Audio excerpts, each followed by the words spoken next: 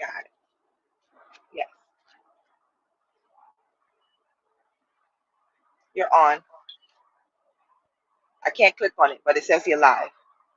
All right, so fantastic. I had some issues going on earlier, so we're just going to start this whole thing over. What it do, my friend?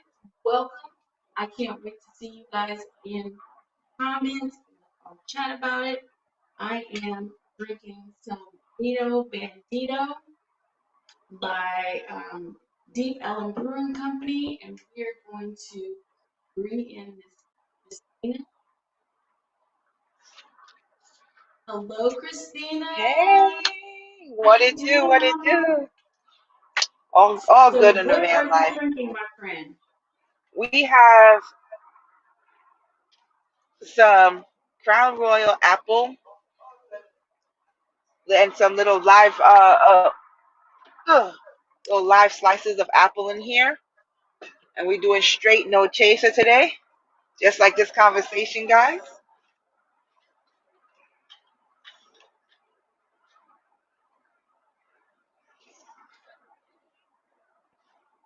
Fantastic, my friend. Cheers to you. Cheers. Let's have a good night. Yes, we are, and a good conversation. Okay. So, let me do this. Alrighty. So, we were talking last week, and here's the funny part: is we've already got realized that we're not living. So, we're basically starting. That's Yes, fine.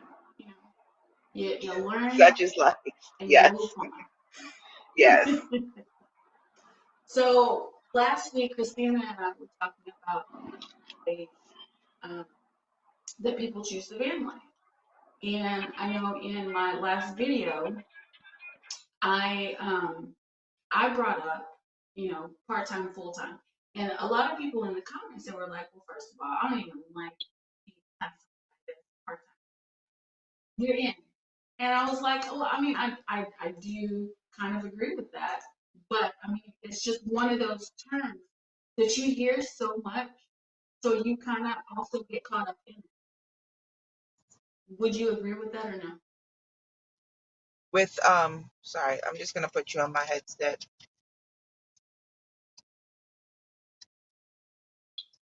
Okay. Yes. So the question was once again. How do you feel about the terms part time or full time? Do you feel like it's something that's relevant, something that we should use? You know,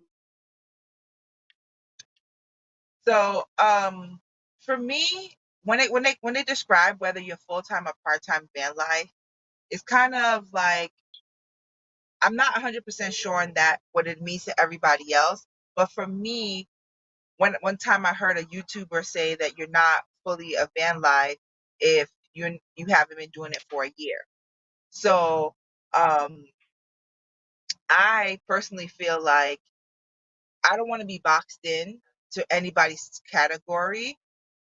It's an adjustment period, and I feel like wherever you feel like home is, that's what your van life is. Van life is really about freedom and this freedom of living the way that you want to live.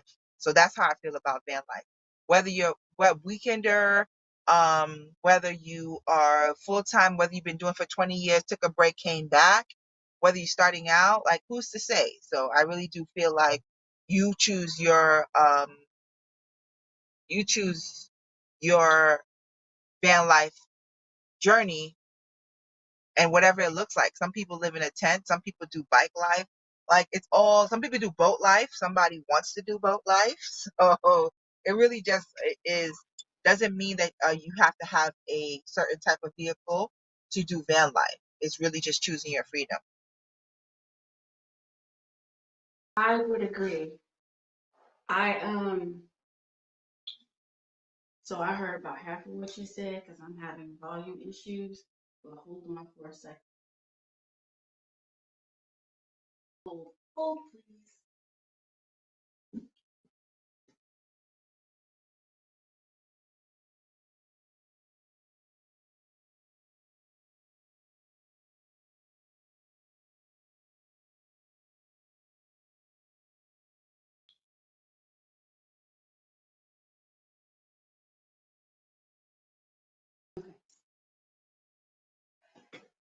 Now I think we're good. Yeah. So, but yes, it is about choosing your freedom. That part I did riff off of that. We will Brace Nomad. I'm so sick of you giving detention teacher vibes. Girl, you are a fool. Brace Nomad asks, how long have you been building your rig? So can you hear me good? Because I changed to my Bluetooth. Huh? Can you hear me okay? I changed to my Bluetooth. You changed your Bluetooth? Yeah. Can you hear me okay? Yeah, I can hear better. Okay. So I started van life, full-time van life, in September of 2021. But I lived in my car for 9 months on and off since August of 2019. So my journey of van life has looked so different in different phases because of work, because of technical difficulties as life keeps on throwing at you 2 steps forward, 1 step back. So I want to say overall, I really began van life or not considering living in a home since 2019 of August of 2019.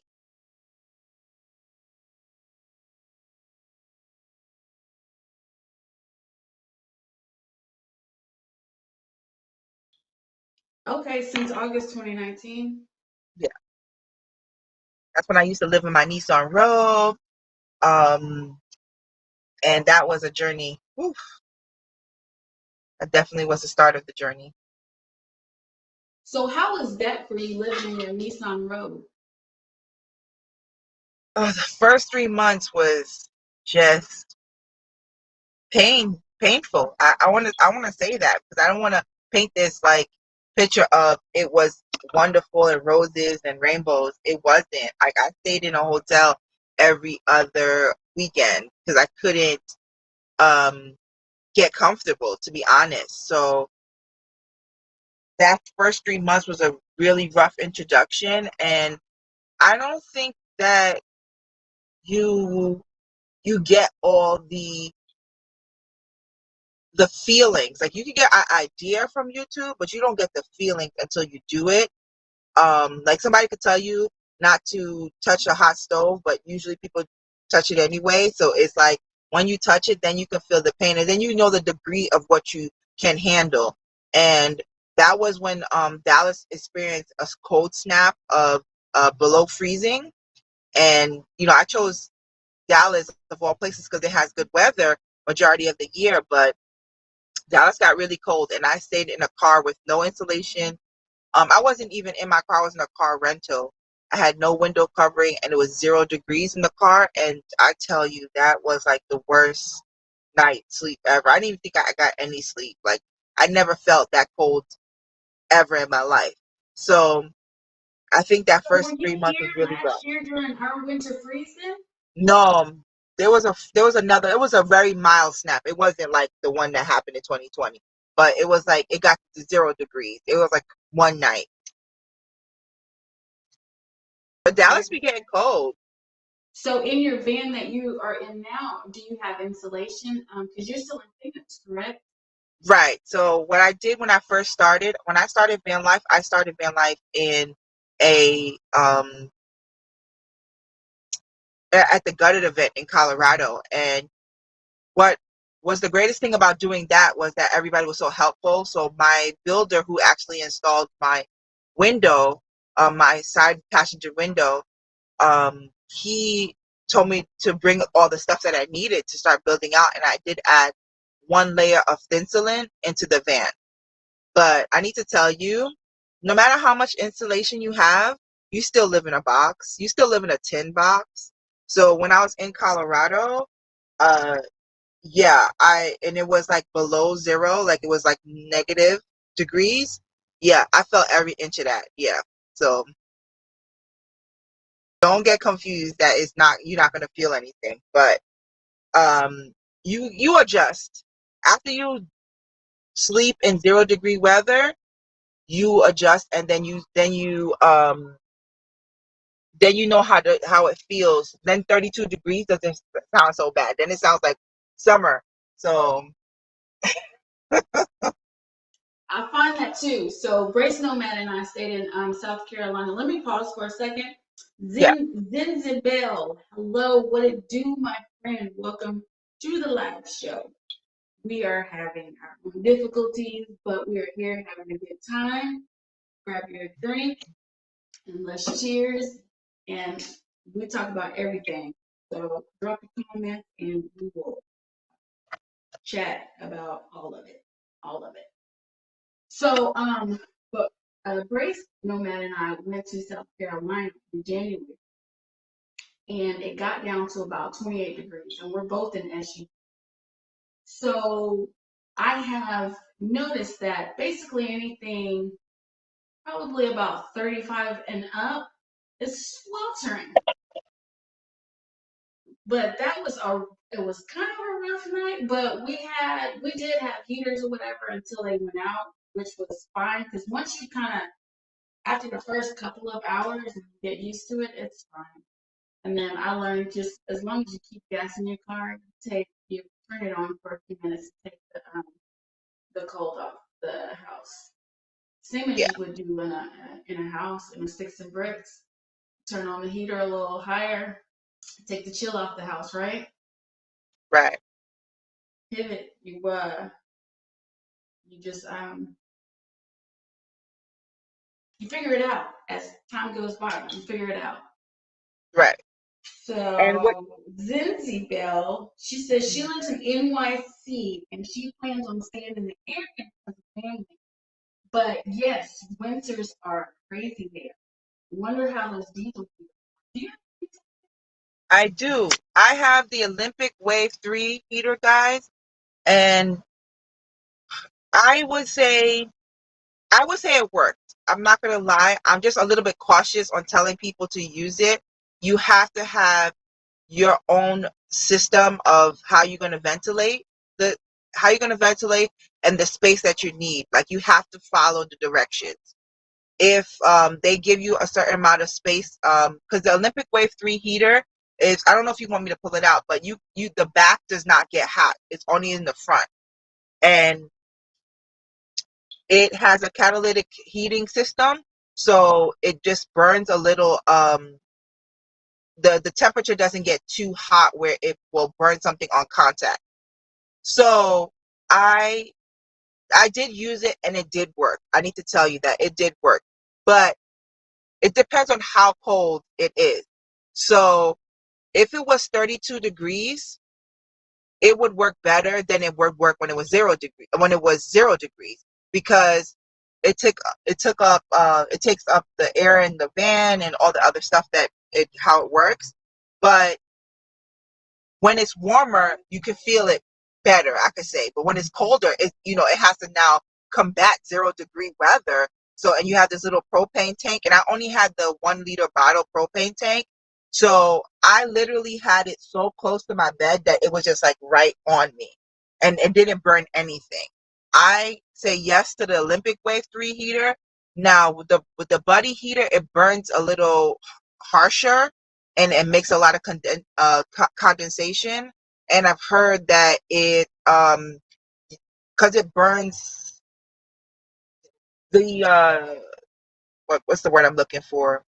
The space that you need is much larger than the Olympic Wave 3 heater. So you have to do your research and whatever works for you.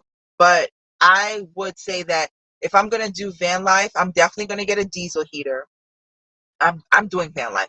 I definitely am getting a diesel heater before I do another winter in another winter state. I'm definitely gonna get a Webasto heater, because I cannot the Olympic Wave, it is not gonna make you cozy. It doesn't, so it's good for sleeping, but if you want to live in your van, if you want to cook in your van, yeah, the Olympic Wave is not gonna cut it. Not unless I get a Olympic Wave 8, like it, and that's an 8,000 BTU, but the small one is not going to cut for the living space.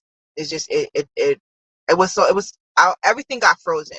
My olive oil froze, my honey froze, my water froze, everything was frozen all the time. So definitely the diesel is the way to go. And I do have insulation, yes, but it doesn't matter. You have, if you have windows, you're gonna lose heat. It doesn't matter how much insulation you put in here. It's still a vehicle. It's not a house. So now, have you tried like the small heaters? They're like household heaters, but they're miniature heaters. Have you tried that at all? The small ones. The only reason why I didn't is because I don't have an electricity, guys. I live in the van, bare. So these are my electric. This is my electricity. Gotcha. I just got a 350 battery power bank. And so I didn't have any power for the first 5 months of me living in a van, and I'm working on that. That's coming up for the spring. So I couldn't tell you for sure, but you have to check the power consumption on those. Now, they probably, okay, so the wattage is always going to be high on that, same as ACs. Anything that has to burn or cool down something for a long period of time is going to require high wattage. And then you figure out how you're going to replace the wattage, how you're going to, if you deplete your battery bank, how you're going to, recharge it. So you have to also think about how you're going to get electricity all the time. So for me, I'm moving away towards that and just going to go get the diesel heater because I also don't move the car a lot. Like I literally park at the job. I drive probably 50 miles, well, especially with the gas prices now. I probably drive 50 miles per week. I don't drive as much. Yeah, I don't go anywhere. Not unless I'm So making a trip. so you live within the city. Yes, I consider myself a city nomad. I don't even try to find parking, to be honest with you. I literally park at my job. Guys, I get off of work and I sleep in the parking lot at the job, and they know and they don't care. Well, that's pretty good though that they know and they let you do that. So can you Yeah, tell us what it is that you do? yeah. So my job is a traveling sterile processing technician. I work with the operating room equipment, and right now I'm in Arizona. So they pay me as a travel. It's under travel nursing. So if you think about travel nursing, that's what I do. And they pay me to go to this facility, and I work for them as a temporary staff member, and then I get to go all across the United States doing that. That's fantastic. I know a couple of other travel nurses, but I think that is fantastic that you got to Mhm. do that. I want to say a quick hello to Leilani. Welcome to our show. Ask all the questions that you want. Chit chat with us. Grab your drink and welcome. So, as you said, you consider yourself a city dweller. What does that entail? So will you go out camping or do you prefer to just be in the city, do city things? Like, are you going to see things that like kind of the touristy things while you're there? Since you're there, you said 3 months at a time. Right. So because my schedule is Monday through Friday, it just feels like I have an apartment on wheels. Like I really don't do anything only on the weekend. So I do BLM land or camping, or I mostly do camping on the weekends. Like if I go on a trip, like if I have to go drive out of the city areas, then yeah, then that's when I'm like living on the nomad land and trying to find parking in areas that I don't know. But when I say I'm a city van dweller, is I just really don't leave the city if I don't have to sleep. Like there's a rest stops. I don't go to rest stops. I would park in front of apartment building, like right up the block from the hospital or something like that. Like I don't go far. I've And I not only done camp on the apartment weekends. quite yet. I tend to do when I'm in the city. I do hotels. I don't know. I started doing that, and I'm like, I just kind of feel, I guess, safer there. It depends Because because we're all hotels. traveling. It's just the difference between they're inside and I'm outside. So I will Mhm. typically go and do it that way. And so far, it seems to be working too. working for me. So, like your camping setup, you said you get to go on the weekends. Yeah, I'm a So weekender. why? So like, let's see how do we want to do this. Um, I feel like I'm really bad. But so on the weekends, you're getting out of town, you're going camping. So you don't ever really do like the tourist stuff. You're not interested in that. You're I mostly am. there. I know.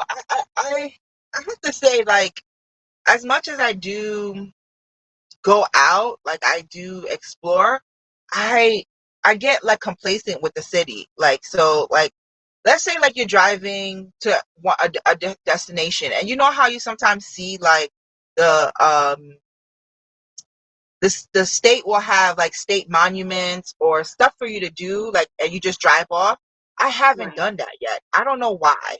Like, I haven't. I'm gonna tell you one thing. I've been on the road for 5 years, and I haven't had a real road trip where I go to a city. I swear, I will drive from Texas to California in one day, right? But I don't never veer off the unbeaten path. So that's why I call myself a city dweller, because I really haven't really legitimate say, okay, I'm gonna go and map it out and stop by all these, like, when I came to Phoenix, I drove through Colorado all the way down to Phoenix, and I didn't even stop at Moab. I didn't stop at Vegas. I didn't do anything. I don't know. So, but I have Wow. to, yeah. So do you? So why not though? Why? I mean, if you have like, if you can plan your trip, like, Mhm. why not? Like, I have not just like pulled off the road, but I was fortunate that Patricia, my Google, if anybody doesn't know that story yet, she took me down some back road when I was going from Phoenix to El Paso. Oh man, it was just so much beauty. Um, I hated that in California I did not stop to see the middle of the world. But you have like all these things, like why not? Why don't you stop? When I'm driving to a destination, I don't stop, which I have to stop doing. I don't know why. I don't know if it's the New Yorker in me. I'm just like, get to the end, you know? So I haven't, like, I never mapped them out. And to answer somebody's question, I do explore on my days off. I do. Like, I actually, every other weekend, I would go somewhere. Like in Colorado, like, I'm trying to finish up all this editing on my channel, but I have so many videos of different things I did in Colorado. For sure, my days off, that's it. That's what they pay me for. They pay me to go and explore their little city. So that's what I usually do. But sometimes I get caught up in work that I literally I'm exhausted. So, like, if I take a 4-day weekend, then maybe, but if I work Monday through Friday, I'm not working 8 hours. I'm in that operating room and I'm working 12 to 16 hours a day. So it just gets exhausting. And then for me to now muster up the energy to go travel somewhere else, look for parking, making sure they're safe, it can be draining. Like, I don't want to get traveler's fatigue. Like, because when you do this lifestyle and you're always on the go, you kind of get tired after a while. You kind of like don't want to do it, and you lose motivation. So that's why for me, I pace myself. But on my days off, I'll probably pick one weekend to stay local, and then the next weekend, and I'll drive the 4 or 5 hours outside of the city limit and do it that way. So yes, I do. I mix it up. Okay, so that was Mobang's question. You don't go Yeah. anywhere on your off days, but hey Mobang, what's going on, Tim? I appreciate you being here, darling. And Freedom Dev, I also appreciate you being here. But yeah, it's crazy because I was there. I think the only thing, because I want to get out of the city, but because of what I do to make money, I tend to kind of be stuck a little bit in the city. Um, but it's fine. You Yeah, know, I'm waiting for I'll get there. And right Elon. now, I'm itching to Elon get out Musk in the is middle of going to nowhere right now. yeah, Elon Musk is gonna get that Starlight, Star something, where you can have internet via satellite. Yeah, I've heard about that. Does anybody know when that's even coming? That's still a couple of years, isn't it? It's like it's in beta testing or something. He has it. It's already up. I think he sent it to the Ukraine people, but it's not like for sale yet. Um, and Brace, to answer your question or your statement, is always a lie.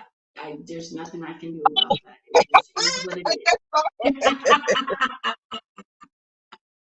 I can't do Okay, nothing so about let's talk about the full-time part-time debate. So I'm going to tell you why now I'm classifying it as a little bit of a debate because I made a video and I had mentioned, I started part-time last March and now I am full-time. However, in the comment section, I got some great comments. How do I make you a moderator, Tim? I don't know how to do that. And no, Brace is actually a friend of mine. She's fine. But how do I make you a moderator? You have Because to that go I and can your do. YouTube. But um, like a great comment that I got about the subject was once you sell your house or you go ahead and get out of the lease of your apartment and you don't have a sticks and bricks to go home to, then you are full time, period. You're a nomad, period. Even if you go and stay somewhere like a hotel or Airbnb for any length of time, as long as you don't have something, I guess, in your name where you go and stay, then you're full time. So, how do you feel about that statement? About that? Because I didn't realize that there were people that were like, oh no, I don't like to be classified as full time, part time, whatever. Yeah, I want to say I had apartments and I never felt like those were my homes. You know, I never felt like that. I hated almost every apartment that I had. So for me, I think my mind was nomadic. That's how I felt about it. My heart was always on the road. I always loved to drive. I always loved to travel. So, having a home base, even my house in New York City, my family's house in New York City, it never. I wanted to crawl out that city so bad. It was mental for me. Like I was trapped in a city that is the international uh connection of the whole world, and I couldn't stand it.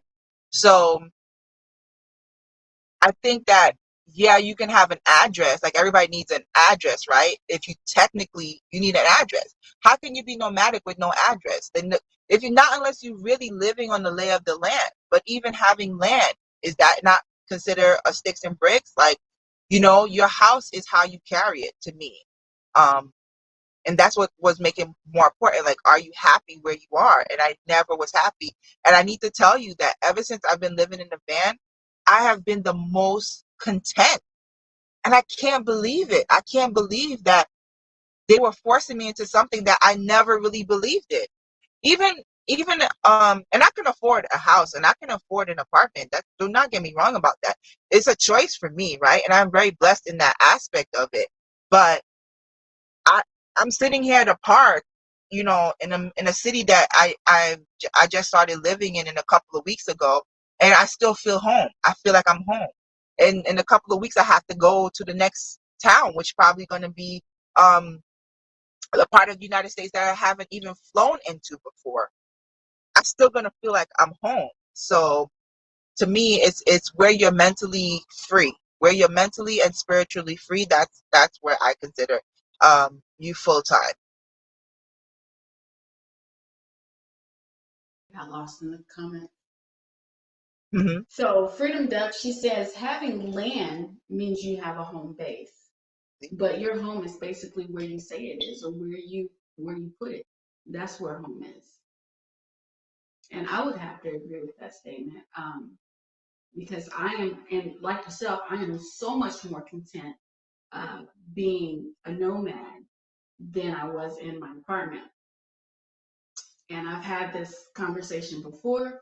You can check out the interview with Carol, and that will give you some more information on that. However, I think that we have to, like, you just have to, whatever you're content in, if you're content in your house, that's fine. If you're content as a nomad, I think that's great too. But I think that when you make the choice to be completely nomadic, I had to sit down and think about it, but I think, yeah, that's your full time. That's just the way that you live. Same as, because we don't talk about, well, people who live in the sticks and bricks, is that part time or full time? If you go on vacation for a few weeks, Right. part time, full time. Same concept. We're just Correct. living. We're just living differently, but we're still just living.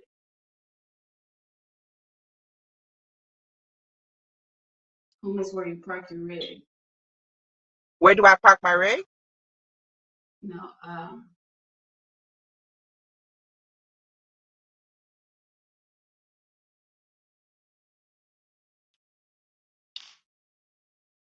Mobang says, if I am single and I have nothing attached now, I would be out there. Mobang, why don't you just bring your wife out here with you? Tell her to come on. Yeah, sometimes it's not about the sticks and bricks. Sometimes it's the people that keep you um not nomadic, right? A lot of people keep telling me, like, I would travel for work if I didn't have no kids. I would travel if I didn't have, and then you go on the road and you meet everybody who's doing a different type of nomadic living. So sometimes it's not about having a house. Sometimes it's really about the people Yeah. that you have to bring along with you. So, Hmm. and I've met travelers that leave their kids and their husbands and their wives at home too, and they're on the road. And they Whatever get on works the for road. them. And then they, Yeah. leave for a couple of weeks and come back. Yep. And I mean, it's about this sometimes, the mental health of it sometimes. Sometimes you need to leave that. Even if it's just to go to an event or to be outside in the desert. I think whatever it is that you need to do, you do it. For true. I think so as well. Oh, he says his wife thinks he's crazy for living like this. No! Welcome to the crazy club, right? Listen, We we're all all gonna crazy. have to go and talk to Tim's wife. We're gonna go and gang up. Now, Tim, you're gonna need moderators for the rest of us because we're coming after your wife. But so how do you um how do you like adjust? Because you're in Phoenix. Is it hot or cold out there now? I know we just had a cold My snap. goodness. Somebody needs to fix the thermometer in like Arizona. Like they don't know what they want to be. Like it's wintertime and it's 80 degrees out here. Like I don't know. Like I literally have a sundress on. People in the parts of the country have, um parkers on us. It's just like it just really depends. But right now it cooled down. It did have there was a hot streak, like Super Bowl weekend. It got up to 90 degrees here. And I need Mm-hmm. to tell you guys, living in any vehicle, because I lived in Texas in the Nissan Rogue, and it was 100 degrees at 11 o'clock at nighttime. I still have that screenshot. And Arizona, okay, so here's the challenge. You can't stay in the shade in your van because if you need electricity, you need the sun. Mm-hmm. You have to literally keep your vehicle in the sun, in the path of the sun, unless you have portable solar panels. But even if you still it needs to be connected to the battery, whatever. So I have no AC, guys. I have no AC in this van. That's not part of the vehicle part of it, but I don't have a portable AC unit. And for some reason, I cannot find my adapter to my fan. So it is doors open. Um, and the thing about me, which is bad and good, is I don't I sleep very hard. Like I knock out in the middle of the city. I think it's a New York thing, but I can sleep in very loud environments, and I have the window or the door wide open, and I take a nap for like an hour. So it's just like it's good and bad because I usually make sure I stay in good neighborhoods when I do that, or good areas, but or like state parks where people don't pay any attention because they're hiking. But it's also dangerous. I don't know. Normal people can act crazy sometimes too, or normal looking people can act crazy sometimes too. So anybody could just roll up in the van. I'll be knocked out. So that's really a blessing and a curse. But I am roasting in here. It is miserable in here when it's hot. I'd rather the I cold. do. Now I see why they say that. I'd rather the cold because I can't sleep. I can't live, I can't do living things in the cold, but I can't sleep in the heat. So yeah, that's why they tell So you to you move. don't, oh, you don't have any electricity. I don't You have need any some USB fan. yeah, so when you start Hello, out Hero with Fix Van Life Uncut. How are you? Welcome to the live show. What it do, DG? Grab you a drink and chat with us in these comments. Welcome, welcome. So Freedom Dove says the part of the reason, well, she was talking about the electricity and she got solar panels with long cords. Where'd you find the Mhm. long cords at, girl? Yes, please. Where did you find them? She said she Because can get her panels mm, 15 feet away. Where did you find these yes, cords? I need that. So, yeah, Mobang, it is easier to keep warm than cool. Yes, like literally, I had like bra or sports bra on and booty shorts in like a couple of days ago, and I still was sweating. Like it's horrible in here, horrible. She said she got them from Amazon. Yeah, it was the same story here. Like a few days ago, I was in, my cute little pajama shorts and tank top, sleeping comfortable, barely a blanket on. I was like, yeah, that's nice and comfortable, you know what I'm saying? And then now it's freezing again. And I'm like, holy cow. But I think this is the kind of weather that's gonna make us all sick. But Amazon has extension cords of all sorts. You have to figure out which ones you need. Okay, okay. So we'll all keep that in mind. Amazon Yeah, is I definitely gonna if try you're that looking for because it, go to Amazon. if I could park in the shade and just to cut the heat, but having the van, and I don't know what I'm gonna do when I put the solar panels on top for real. That's just it's just something I have to think about. So what I'm thinking is I have a Max Air fan. I installed it. Yeah, I got that. Yes, Mo Banks. Yes, yes, same. I have a 300 power stick. I can't find the adapter to save my life, but so I have vents for the windows in the driver's side and the passenger side. I have a uh, aftermarket window installation on the passenger sliding door. I have a roof vent that doesn't have electricity, so I can't pull away any air. And then I have my back door. Um, but what I want to add is a sunroof that I can open because the back windows don't open.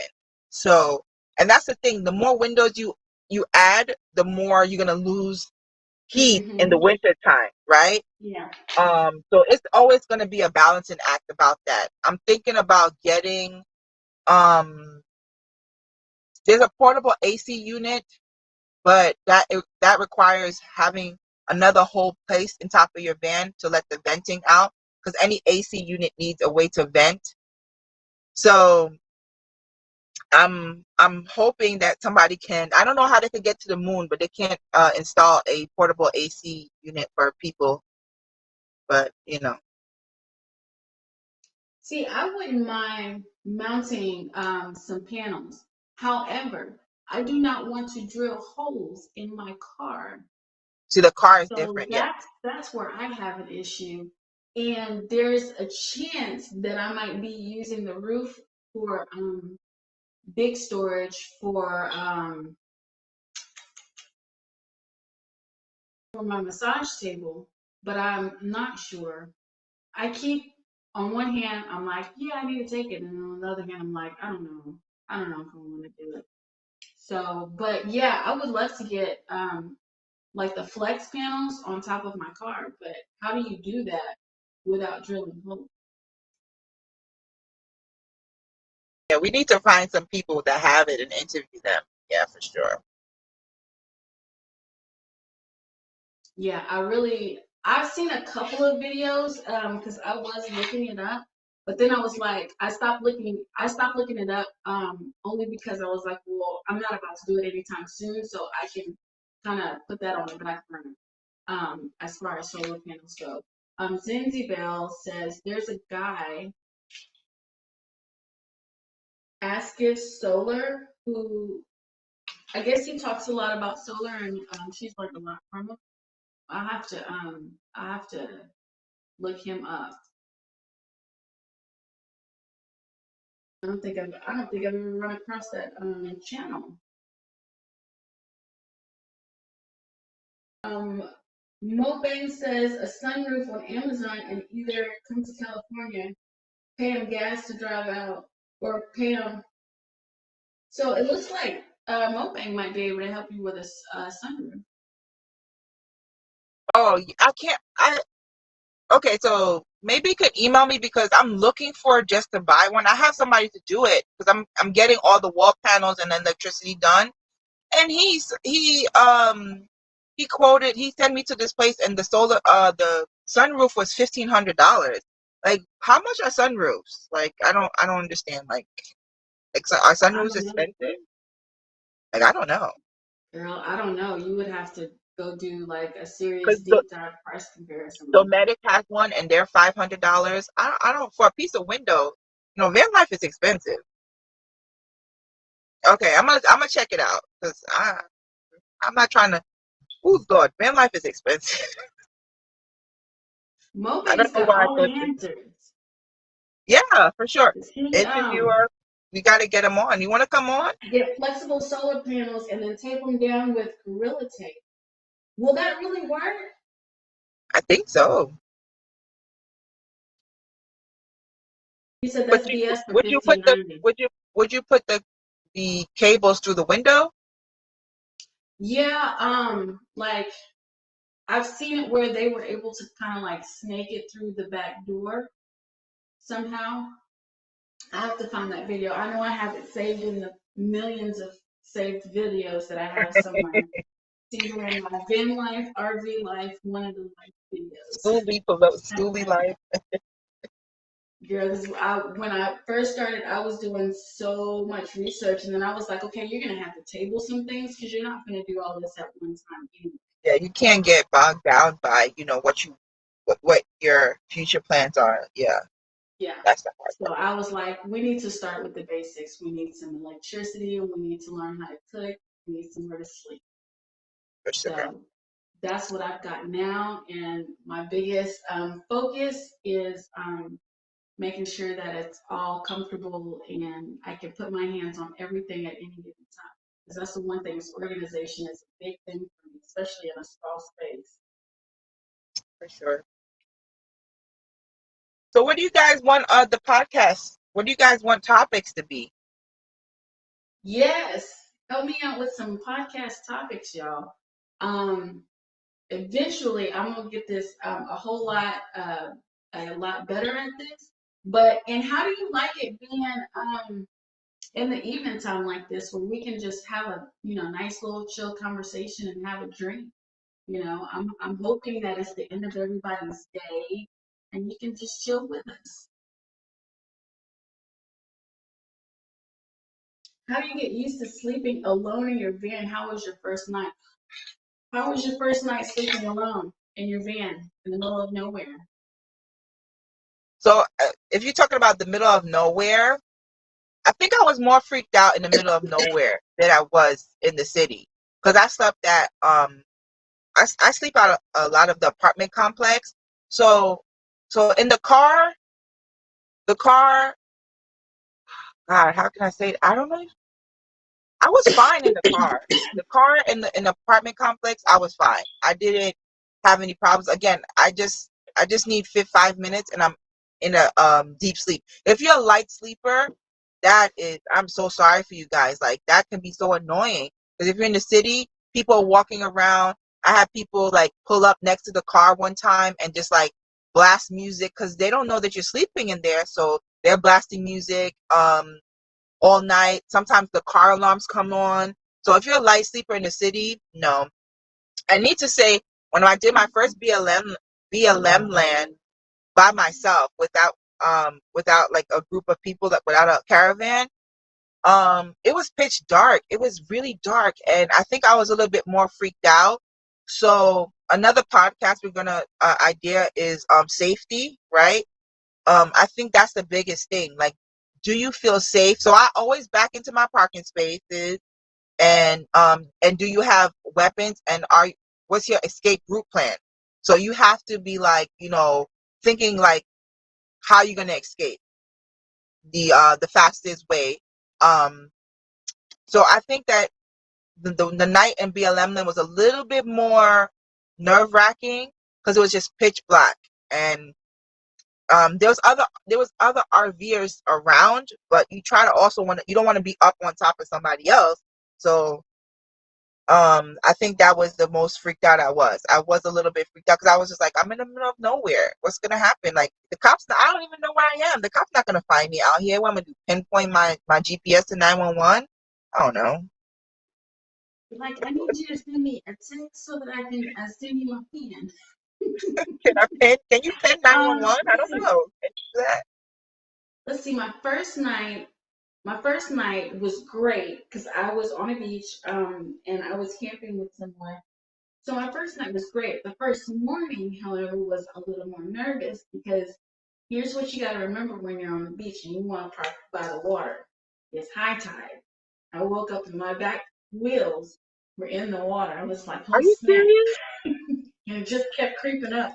So I eventually, my first night was great. Now, my first night, leaving, I had driven to Louisiana, to Lake Charles. And I actually slept at a casino, which actually was great. Now, the trucks, they do come in so that they can have somewhere to sleep too, but they pretty much immediately shut off their engines. So it was pretty quiet. And I tend to like to find hotels, casinos, and places that have dimmer lights. I don't like the big bright lights because I can't sleep as well in bright lights. And then the first time sleeping, like out in the mountains of BLM land, fantastic because the pitch black is my friend. I can sleep so well. But once I'm asleep, that's it for me. I'm done. Like, you're not about to wake me up. Um, until it's about 4:30, 5 o'clock in the morning, I'm not budging. So, but you get used to it. And the first Yeah. night, I think it's just the nervousness in the setup, and you'll end up going to sleep a lot quicker than you think. Because, I mean, nervous energy will tire you out quicker than anything. But I haven't had any issues sleeping, honestly. And I used to, my very first trip, I slept across my back seat, so I had a little bit less room. But yeah, I still didn't have any issues. Yeah. And park where you're supposed to park. Don't park where you're not supposed to park because you don't want to get the knock. It's very disturbing. So Freedom Duff says, from what she understands, from watching the nomads of like many years, it's safer out in BLM than it is in the city setting. I think it depends on where you are. I can I see want to say how that it too. can become an issue, but it can become an issue anywhere. The same issue can happen while you're sleeping in a house. I mean, if somebody's going to be someone who wants to break into something, it doesn't matter where you are or what you're in.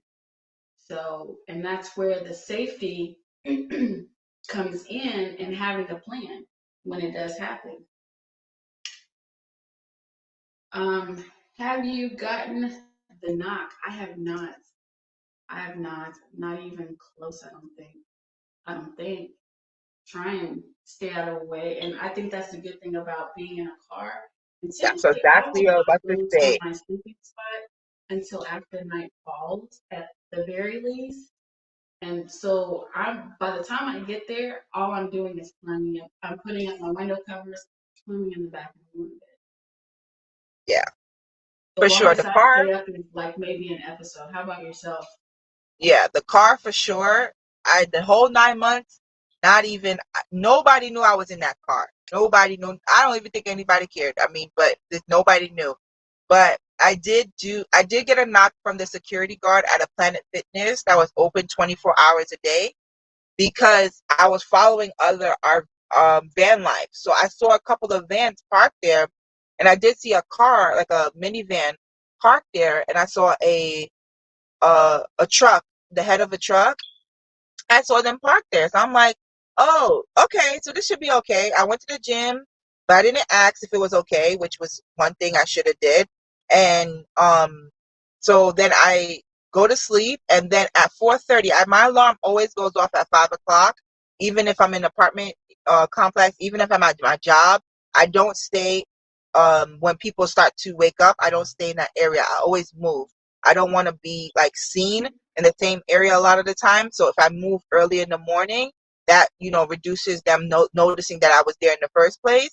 And at 4:30 in the morning, that's when the security guard knocks on the van, and they don't never knock like little taps. They knock like boom, boom, boom, as if they're about to break in. I don't know why. And like we can hear you. Like it's not like it's like deafening in here. We They can't hear hear you you. just fine. And he knocks and he's like, you guys can't stay here. And he got everybody. Everybody had to move. But even if it's 24 hours, doesn't mean the property manager wants you to stay on their property. So I'm never gonna do Planet Fitness. I haven't done any Walmart parking. I haven't done Cracker Barrel parking. Like I just don't. I don't. There's so much street parking out there that you have to give yourself time and patience to find it, but you'll find it. There's a lot. There's a lot of. I feel like there's so much. It's in plain sight. Because when you're living in your house, you're not thinking, "Oh, that's a good spot. Oh, there's a spot right there." But when you Hmm. start living in the car and in the van, you just start seeing supermarkets that have alleyways that nobody really pays attention to. A lot of businesses have street parking. I don't park in front of people's property. I hate parking in front of people's houses. That's like a dead giveaway. They know the cars that are in their neighborhood a lot of the times. So that's like my last resort. But I find parking all the time that I stay away from the knock. And again, you get there at 10, you get there when it's nighttime, and you leave right before people start walking their dogs, you're fine. It's getting up and moving the car when you're in the car. That's the hardest part for me. Like, moving from the back to the front. Yeah, I thought that that was going to be hard for me because I've got a bad back and bad knees, but actually, it's kind of really strengthened me a little bit. So, yeah, being flexible is important as a nomad Oh, yeah. because Do yoga. we're Yoga's all good. over the damn place. Um, but Freedom Dove was saying that Donna Van Line started her nomad life in the city. Yeah, 'cause she went from her car to a minivan to a bigger van to now her box truck, Mhm. and she finds herself happy, more happy on BLM land. That's me. I didn't, as much as I was like, yes, I know that I want to go camping, I want to get out, I want to do the overland thing. I didn't even know or realize how much more I would like being out just in nature in the quiet. Um, I'm less nervous out there than I am in the city. And like I don't know why. It's just who I am. I don't know. But I honestly I love being out there just in the wild, just with nothing Animals, around me. nature, Like if I could nature get that really all the scares time, me. I would love it. But now I'm not sure, but I think I'll be going further east. So the closest I'll get is a campground. Yeah, nature scares me because I was out on I was out hanging out, and there was a whole snake by this guy's rig, a rattlesnake on top of that. So I don't know. Nature scares me more than people. Yeah. See, and I'm scared of the people. Freedom Dove says, don't knock the nature until you try it, mama. Yeah, I know. I know. I gotta. When you're in your comfort zone and that's all you know. But I'm getting better. I'm getting better. I haven't done any off-roading. I haven't done any, I haven't used any of the apps. I haven't but like my first BLM land was in Arizona, so that was kind of dope. But I've done campgrounds. Campgrounds I feel comfortable because they know that I'm there, right?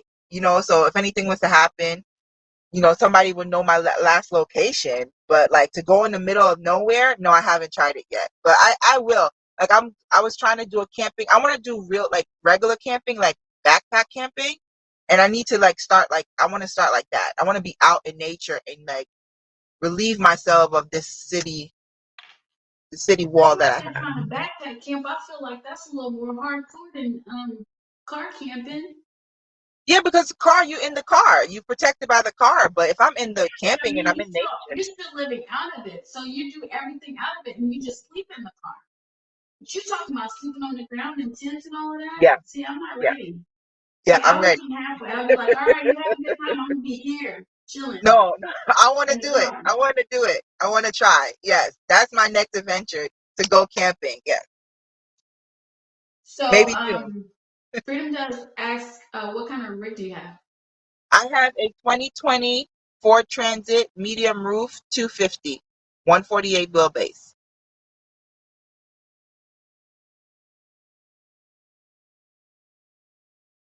And you have what DJ, what you got? You I have a am in a Ford. 2020 Hyundai Santa Fe. I was trying to read the comments. I'm trying to read them way over there. Hyundai Santa Fe. I have a no build. Um, but I am currently moving some things around and doing some light renovations. So, she sleeps outside. She's done. Okay, so Zinzibel has done 10 and back. So when it gets cooler, Christina, I'll come back out to Phoenix. Or I guess it really depends on where you are. We'll have to find a way wherever you are. Mobang says he just followed you. Yay! Oh, thank you. I have videos coming out, guys. That's another thing. YouTube is a job. Oh, Lord. Yes. And it's so hard. I think for a creator it's hard because like I would be happy to edit videos for you. Send me the footage and I'll do it. But you have a certain way that you want to tell your story. So I think it's very, very difficult to do Yeah.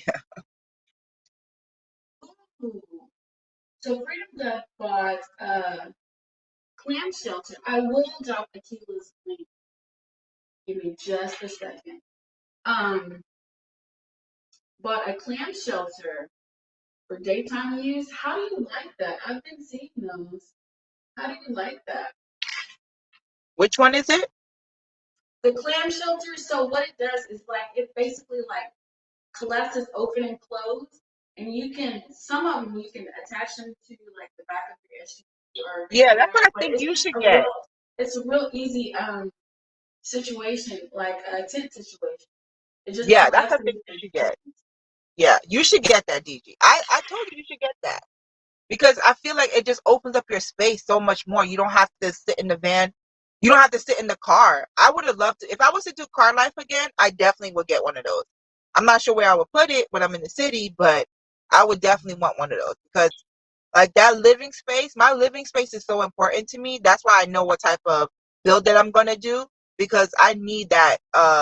I don't need to be in my bed all the time. Even when I had the car, I always put up the back seat. I just always had to put the bed in the trunk and then have the back seat.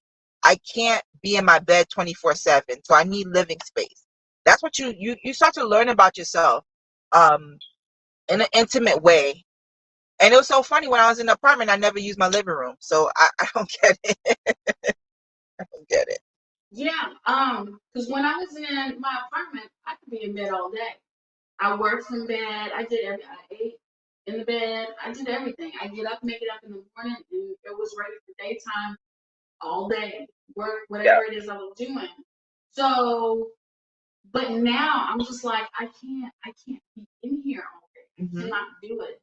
Like I need to get up. I need to get outside, whether I'm going for a walk or doing something. I cannot. It annoys me all to hell. Yeah. And Denbelle says she has arthritis in the neck and back, and I need a rig I can stand up in. And that was the reason why I got a medium roof. I could have got a high roof, but I didn't need it. I just need something I can stand up in. Like now, if I get a partner that's 6 foot tall, there's gonna be a problem. Well, it's gonna be a him problem because I just need enough space for me. So, in that sense, like I knew I couldn't do a low top. I couldn't do a low top. I probably could have did a pop top, but I like the fact that I don't have to worry about um, moving things around to pop open the roof of my van. So that's why I couldn't do car life any longer. I needed living space and a way to stand up. It was making everything else difficult. I mean, but you can use coffee shops, you can use parks, you can use, you just have to be adaptable and flexible. DG, do you plan? You love. Oh, so Freedom Duck says she loves her plan. Zinzabelle says she's 5'2" and a medium roof would suit her just fine. And you know what? I'm 5'4" and I got in there and there was a lot of room. I said Yes, if I go back to the thought of wanting a van, because Christina really had me ready to buy a van. I was like, I wonder what it would take for me to trade Zola in. But I'm not ready yet. I still yes, have some things that I want to do. Me and Zola, we still have a lot of leg room. I feel like that we have not stretched our legs quite far enough for me to be yes. going And I'm to five get eight, one up. so I'm 5'8", and I still stand up.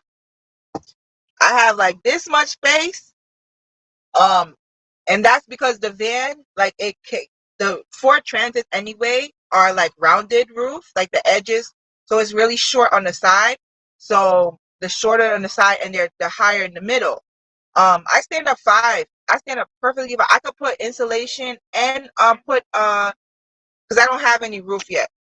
And so it's still not done. So I still could put insulation up there, and I still could put a roof paneling up there, and I still will have space. And then you save $10,000 if you get a medium roof versus the high roof. You pay for it. So the price difference is to change. And Yeah, that goes with how much the wheelbase. A 350 costs more than a 250, then it costs more than a 150. So think yeah, about that when you're purchasing. absolutely. So Freedom Dove, she and I have this in common. She says she has degenerative disc disease and ankylosing spondylitis. So she needs a rig where she can stand up. I also have degenerative disc disease, and that was why I really thought I was going to end up in a van a lot sooner because basically once I'm in my car, like I'm crawling around a lot. But with I don't know about the ankylosing spondylitis. But with degenerative disc disease, I know that I need to keep this core that is not strong at all. But it has actually helped. Now, what's not helping is this cold weather, because that's making the arthritis act up. So, but I mean, you just kind of have to according to what it is you need and what it is you've got going on, you choose your rig, but you'll figure out how to make it work. I did not think that. I thought it was going to be much harder being in my SUV as much as I wanted to be, but I'm making it work. Like right now, I feel stronger than I have in a long time, and I feel like things are tightening up and they're getting stronger. And so I'm not fearful of what the future will bring. If it comes to a point where I have to get something, then I definitely will. Yeah, and we talked about that. You have to do what you have as long as your body can take it. And it was really like I just knew that it was time to move from the car to the van. Um if I it wasn't a financial situation for me. It's just I just knew I was ready in my heart. And I think that stay in the car as long as like who wants to spend all that money? Like even though I don't have rent, I have a car note. But when I had my Nissan Rogue, I didn't have nothing. I was debt free. I didn't have nothing. So for sure, like I always say, like do the free thing as much as long as you can. If you don't have any overhead, do that as long as you can versus investing in it, because then you get the van and then it's like then I had to sleep on the floor for the first 5 months because I didn't have no way to build. No, the first 4 months I didn't have any a bed platform, and then going through that, and then unless you buy it built out already, you really limited. So even though I had this big old space, I was less comfortable in my first couple of months of van life than I was in my car because my car had Wow. setup. My van didn't. So you have to think about it. You have to adjust. You have to adjust, and you have to be ready to deal with the adjustment. And it was I missed my car for the first 3 months. I ain't gonna lie. Wow. Yeah. So as I said, I want to go out further. And so Tim was saying the further you go away from the pavement, the more costly it'll be to tow out. Well, that's where I need to, first of all, have Zola outfitted with like a winch and all of that. And we'll learn how to use stuff like that because I have taken all of that into consideration. So I'll definitely be Oh yeah, outfitting for her sure. better. Yes. Huh? Get AAA. I got stuck in the snow. I was at a campsite. Get AAA. It, but still, Right. you gotta be very careful because the AAA was like, oh, if I can't get up there, I'm not coming to get you. And I was like, you AAA, you supposed to come and get me. And there was nothing I can do about it. If it wasn't safe for them, then they weren't gonna come and get me. So I was gonna be stuck in that snow until it thawed out. And I don't even know how long it would have lasted. So And I that's another thing to think about as well. Yeah, I think from what I understand is the further out you go from the pavement, the more that they charge you, but also some of them won't even come out. You have They to won't come find out. someone who's actually there to rescue people who are like out in the bush and stuff like that. Yeah, I got AAA, the premium one, and then I called and confirmed to see if I told them that I have because I started AAA with the car, and then I said, well, I have a van now. Do I need to get like a special RV one? And I have the premium AAA, and they said it's fine. But yes, having recovery stuff, like I still don't have my recovery boards. Like I won't go anywhere that I know I'm going to get stuck. So like I'm until I get my recovery boards, and also I'm thinking about adding a winch as well because listen, I can't be bothered. Like I need to at least help myself out if I'm ever stuck. Like I don't want to be helpless out there. So yes. So Miss Christina, I'm gonna ask you one last question, and Sure. we're gonna let everybody go. So Okay. do you plan on building your rig out gradually yourself, or are you gonna have somebody build it for you? So what I'm trying to do is because I bought the van completely empty, I'm trying to build it $1,500 at a time. And that what that means is that my rent in Denver, my last paying rent, I was paying $1,500 for a studio apartment that wasn't this much bigger than this. But I feel like each project has to equal $1,500 a month. And if the project costs more than that, then I have to just wait until I have all the money and then I will have the project done. So right now I'm working on buying, I have just bought solar panels, I bought battery, I bought lights for the van and all that Yeah, that equals to $2,000. Like all this stuff to get the van ready for the electrical work costs $2,000. So that's a month and a half so I had to wait, and then the work to get it for him to install everything is going to cost another $2,000. So in total, it's going to cost me almost 3 months of rent to get the next project done, and I have to wait until I have all that money in the bank before I get it done. I'm not going into debt to do this build. I'm doing it a la carte style, so that means, you know, it depends on where I am. So I got some stuff done in Colorado. I'm in Arizona. I'm getting some stuff done here. Wherever I go next, I'll get the next stuff done there.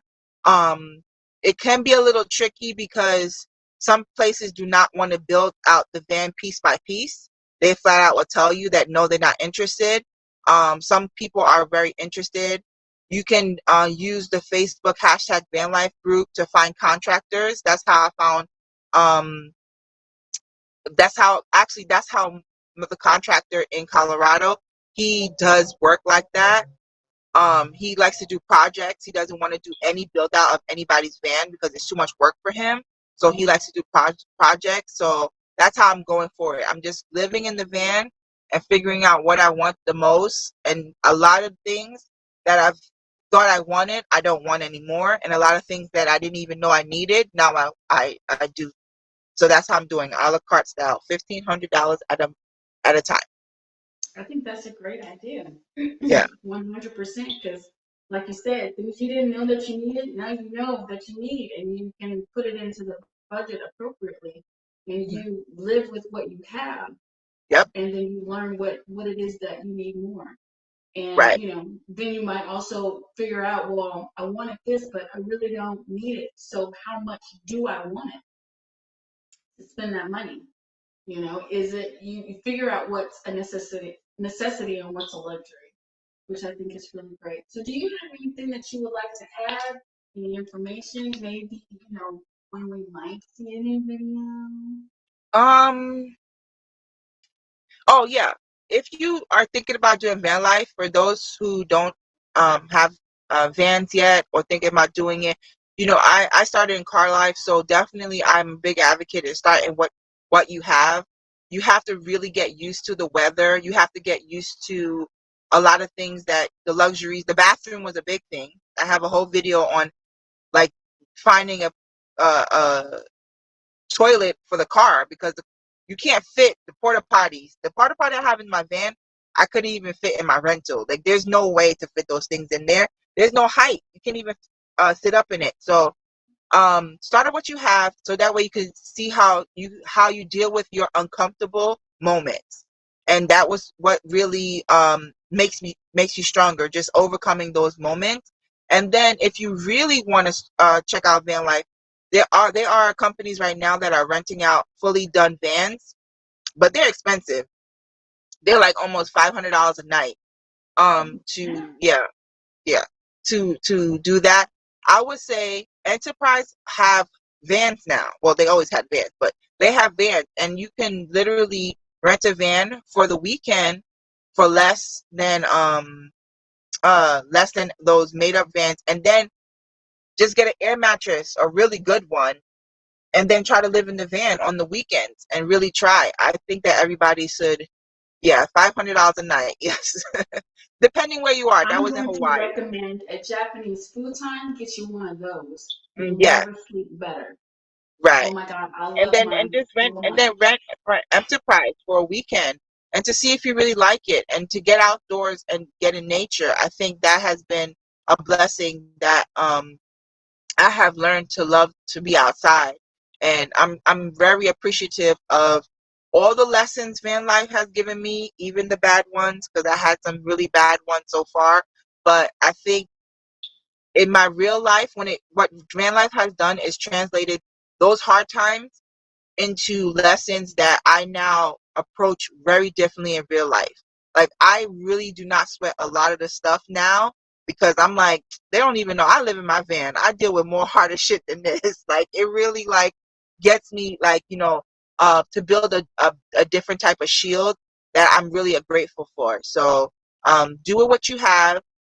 Stay off Instagram and YouTube. And but no, it's hard. Please do not think that it is pretty. It is not pretty to pee in a cup. It is not pretty to pee outside. Sometimes I swore up and down I wasn't gonna poop in the bag, and I was like, no, I was like, I'm too bougie for that. I'll find a hotel. Sometimes you got to do what you have to do. So, and what about you, All sis? right. Well, Miss Christina, I appreciate you for being on tonight with Thank me as you. my guest. Yes. And everybody else, I appreciate you guys coming on and hanging out and talking with us, chit-chatting with us. I hope you guys have a good time with us on this live chat. And I will see you next week with a new guest, and we'll talk some more. Bye, guys.